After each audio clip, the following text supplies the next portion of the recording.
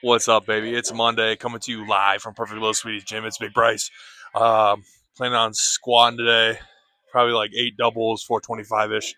Went heavy last week, went up to 725 for a single. Next week, kind of the same idea, so hitting something moderate. And then after squats, gonna do some deficit deadlifts over on the deadlift platform versus bands. I don't know, probably max that out about 315. Just like 9 singles there.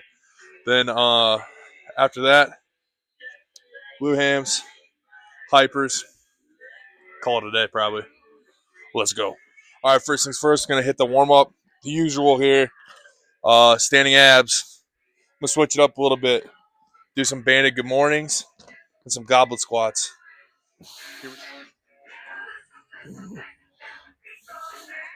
All right, for the band good mornings, I'm gonna use 2 average bands.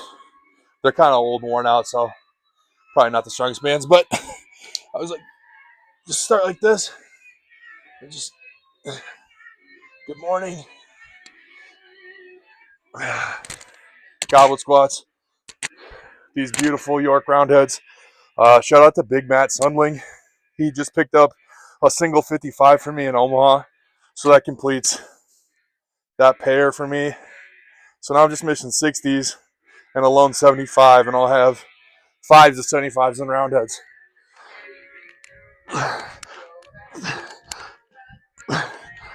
Oh, 4 sets of that down.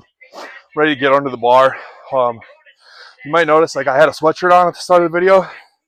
Once I get under the bar, I take that thing off. I don't care how cold it is out here.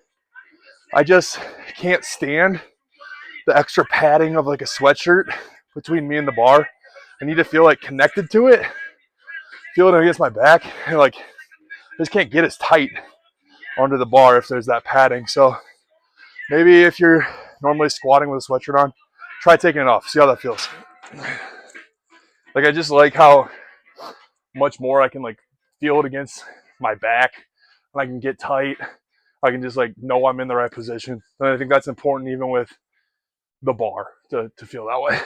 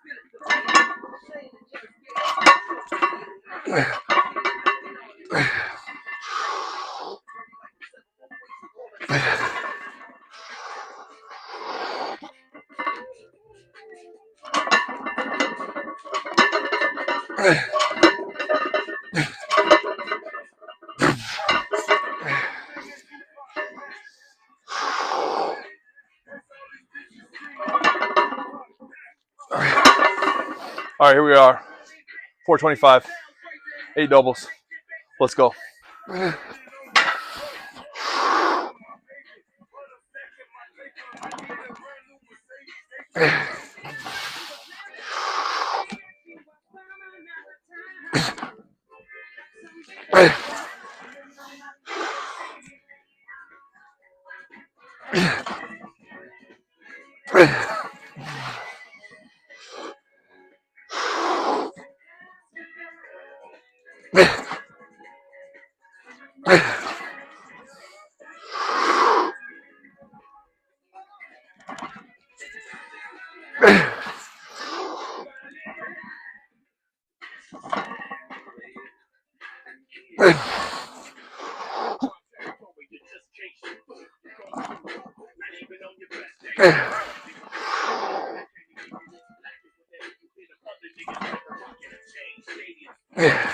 Just trying to move quick on those 8 doubles. My first set on my camera roll, it was like 5:13 p.m. And then my last set was 5:22. So got those done in like 9-10 minute time.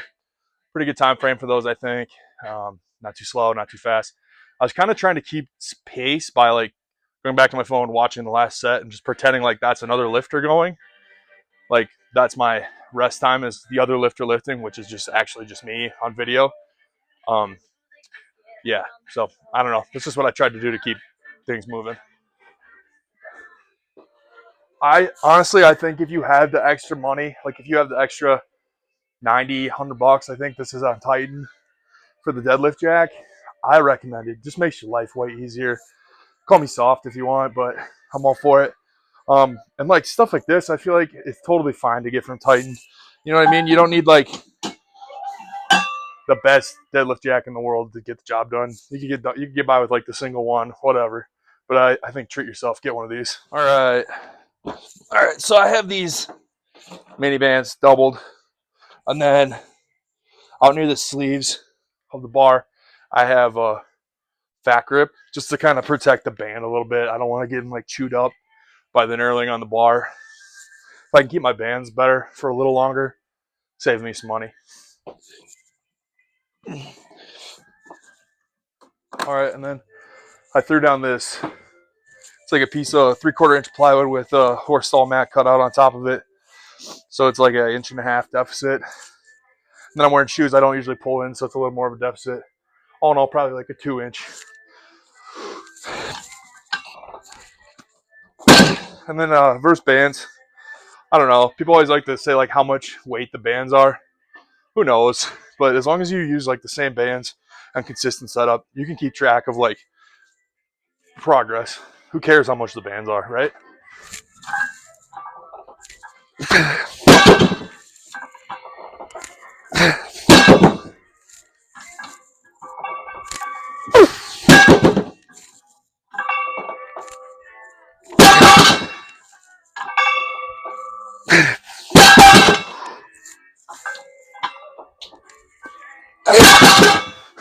All right, I'm just gonna throw these quarters on because I'm too lazy to put another plate on. Take the quarter off.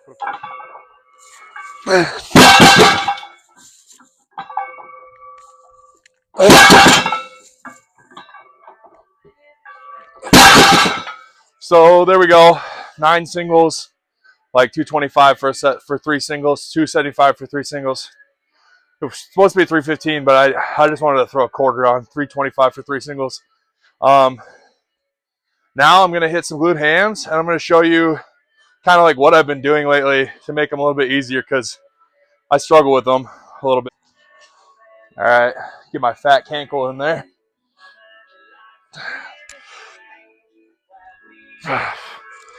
Rip off a few of these.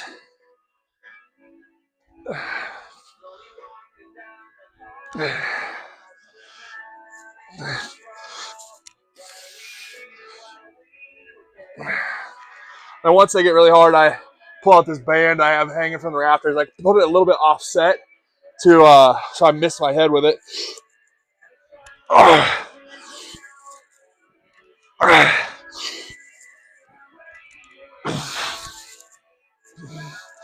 That way I can push them a little harder. So I'm gonna rip off a few more sets of these glute hams.